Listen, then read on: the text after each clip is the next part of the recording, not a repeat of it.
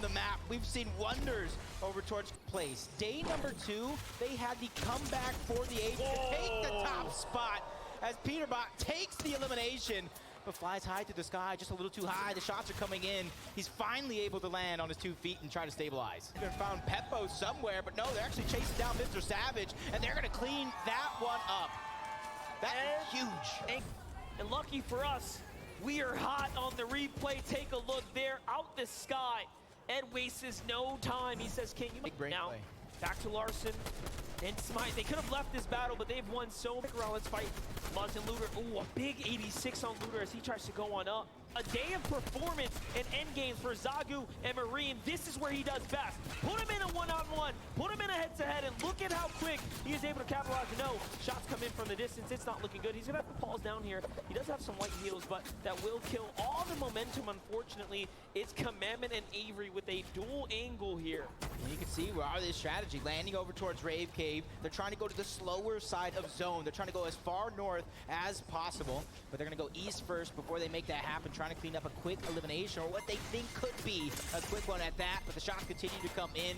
Storm doing work as well. It's only a matter of time as Hellfire is gonna overloop. That's gonna be a huge situation here. Meanwhile, Muzz and Looter. You can see a replay here. Remember, this is up against Smite and Larson, and Muzz turns this minefield of chaos, which is game number 6. And like I said, from game number 1, where you have 95 players alive when Storm Surge activated, the lobby is now feeling themselves out so congested. You're gonna have to figure out another way to try to rotate around as Chicho's trying to find some damage, barely gets above the damage threshold, gets a knock on the Rapid in the distance as well, and you see some other shots coming through. They know that that player is under pressure. Now the lobby is now taking hands to try to take him out all together. Bevies is now joining the fray along with Vortexers as well, and a chance to really close the gap in the final game. That's all of NA East out in game 6. That hurts just a little bit. Just a little bit, but still got Acorn and Edge. He's still alive, catching one onto Joe. Janice is gonna be left as a solo as Video just get knocked in that moment. That's Taze and that's Chapix that are hot on the heels.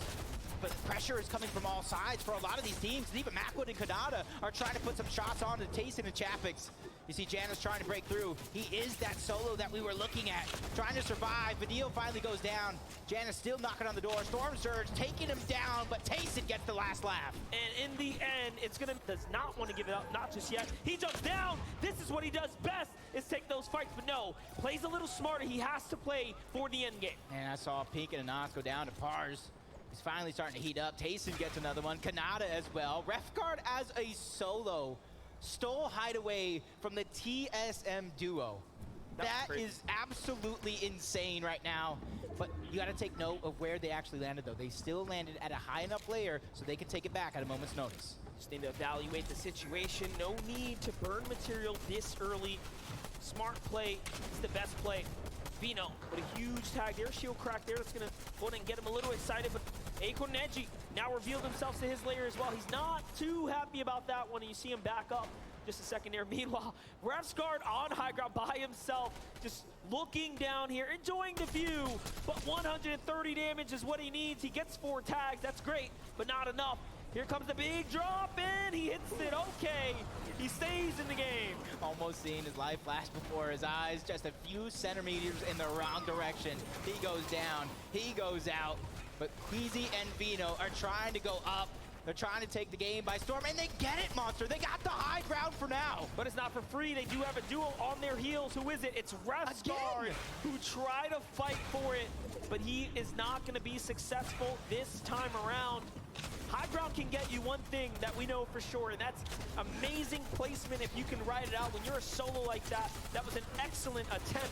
But now, back into the heat of things. Seti, Cammy, 2 Elims, another end game. And their biggest threat, Tripper and Thomas AG is alive. Acorn and Edgy, NA East's last hope potentially in this lobby, still in the run. Saw threats go down to the bottom half of the map. That's Trulex and Chicho take him down. Kanata falls as well. Ed's gonna get one. Queasy Vino trying to go ahead and put themselves outward so they can continue that damage. Zeet's a solo, stuck in the outside of zone. 4 floppers to work with. The Siphon comes through onto Ed.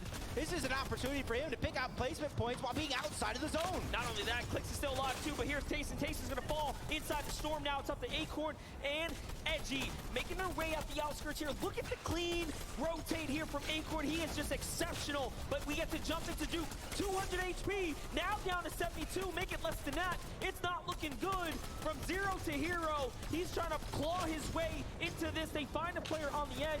No Elam there. Duke has to fight back, and down he goes, and it is all over. And once again, we might be seeing our first team who is setting up for a back-to-back.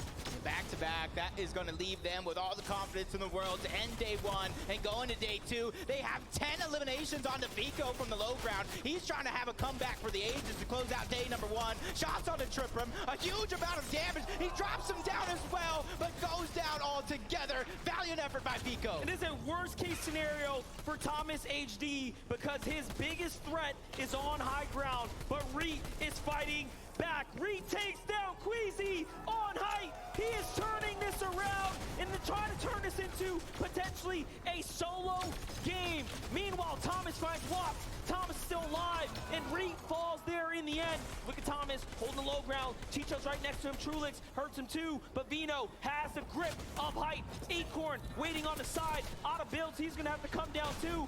It's all over. The gas tank is empty. Down he goes. And now, off to Seti. It's Cammy and Seti, the only duo left, and they find another one. Vino trying to put wonders. 1v2 situation. What can he do here to take home the big prize and end with back-to-back victory royales to end the day? But a team looking to take first place back. Cammy and Seti, and they try to steal it away by getting that VR to end game 6. And they get the first game. They get the last game of day one. What a story for Cammy and Seti. Becoming legends must be so proud right now of these players. They put in the hard work, they put in the effort, and wait to watch it pay off. That is huge for them because they're not like a lot of these other teams who are consistently fighting to get to the top of the leaderboard. They play their play style through and through, from the drop spot all the way to the end game. They're one of the few teams, time and time again, that has their own spot. They call it the Cammy split, and it works out every single season. And now they get to take that victory lap to center stage, where they will be greeted by Adam Savage for a quick update. And Adam, please tell me how they do it. Right now, they're looking mighty fine. Give it up for Cammy and Seti! GG's, boys! 2 victory royales out of 6 games at FNCS Invitational. That must feel amazing. Yeah, it's really amazing. It's really amazing. Talk us through, you saw there that we had Queasy and Vino on the high ground. We saw Queasy went down, Vino was solo. When you saw that happen, was there an opportunity for you guys to get your way in and win that game? Yeah, but we didn't want to take the high ground because we wanted to get more kills on low ground. That's why we stayed low. And Gotcha. Yeah. In terms of today and the 6 games, has it played out as you both thought coming into this, or have things been very different? Like, we died 2 games to Surge, like, we planned everything differently, but it didn't went as we planned it. We just adapted. I think we just adapted well, and going into tomorrow, we're gonna be more confident and more prepared, so yeah. Talking of preparation for tomorrow, what do you do now? Do you go back and review VODs? Do you kind of work on strategy, or do you relax? Like, I think relax and VOD review. Tomorrow, a big day, 6 more games. Could Cammy and Seti go all the way and win FNCS Invitational? Of course. Of course they could. Give it up for Cammy and Seti!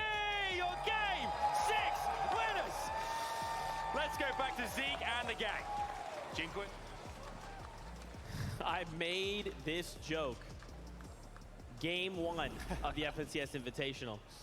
Cammy and Seti are living their life on repeat right now. They've done this dance before, right? This happened at DreamHack.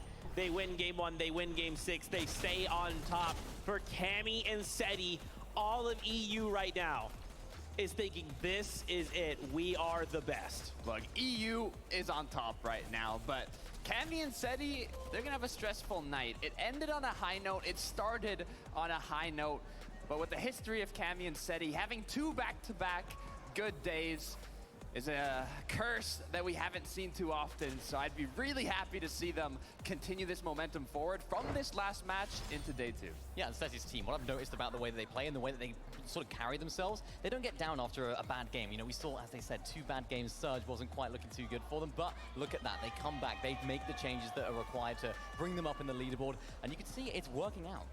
Yeah, right now they're holding, right? They're not in that first place spot, and of course, as they talked about, they were eliminated 2 games to Surge, right? And they identified those issues. And now we see the correction in Game 6, a Victory Royale, right? So, to your point, Okada, tomorrow they come back stronger through 2v2 against Queasy and Vino versus Cammy and Seti. The way these guys have been playing, I think it would have gone to Queasy and Vino. Look, we could have seen the back-to-back Victory Royale from Vino and Queasy, right? They had it all lined up. But I'm also, happy to see what we saw, right? When Cammy and Seti got the VR, it was the first VR from down in the ground, right? On the low ground. They managed to secure it. All the Victory Royales came from that high ground up above, so it was great to see a little change up. But that change up was because Queasy ended up going down and Vino was left in the 1v2. Yeah, we saw it, right? We saw Queasy going down, but of course it opened the floodgates for the players down below to really just rack up eliminations, rack up the placements as well. And there was a few moments here I thought, well, you know what? We talk so highly of Vino. And This is only day 1. The first 6 games, we might have found a conclusion for our top 10 leaderboard today, but tomorrow could be a different story altogether. A lot of these players have already talked about the fact they want to basically run it back with the VOD reviews, see where they can try and correct some of the mistakes or just moments that didn't necessarily go their way earlier on. But I do have to give it to EU. They kind of ruined the pattern for today because we had, for every single game today, EU, NA, EU, NA, and then EU, EU for the Victory Royale finishes. Look, they did a great job, but I'm also impressed on how every region performed, right? 7 regions competing today, and we saw some nice showings